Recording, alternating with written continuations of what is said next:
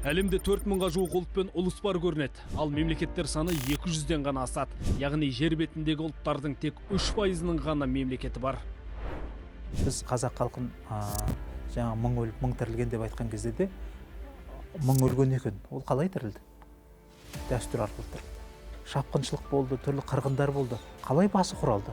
Дәстүр арқылы құралды. Мемлекеттердің қалыптасуы, дамуы бәрі де тарихи үдеріс болғанымен, оның ішкі жағын қарасаңыз, бәрі де дәстүрге тіреледі екен. Сол ұлттың негізгі арқауы, ұлтты әрі дамытатын, әрі өткенмен байланыстыратын, сол кездегі жағдай мен болашағының арасындағы алтын көпірдей бір ізгілікті жолды көреміз. Жер бетіндегі әр ұлттың өзіне тән ділі, діні, дәстүрі бар. Бұл үшеуі бір-бірімен біте қайнасқан бір тұтас дүние. Діл мемлекеттің рухани өзегі, дін бабалар ұстанған қастерлі жол, дәстүр сан ғасырлық саф мұра. Яғни қоғамның бүгінгі тіршілік үшінде, елдің ертеңі үшінде аса маңызды құндылықтар. Бір-бірін қуаттап, бірлігін бекемдейді. Қазақстан мұсылмандар діни басқармасы ол рухани шаңырақ, қара шаңырақ.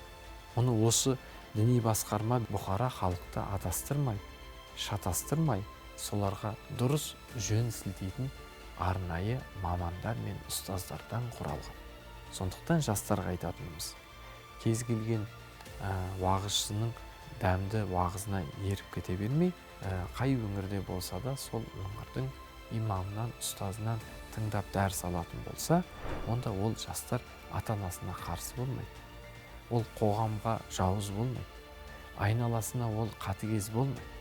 Керісінше ол маңайына имандылықты, руханиятты, ол айналасына қайырымдылықты, берекетті насихаттайды. Қай уақытта егер өзінің түпкі бұлағынан дұрыс ақпарат алатын болса. Жаһандану дәуірінде жұтылмаудың жолы дін мен дәстүрді дұрыс түсініп, дәріптей білуімізде. Яғни рухани иммунитет күшті болса, сыртқы сұрапылға ұтылмаймыз.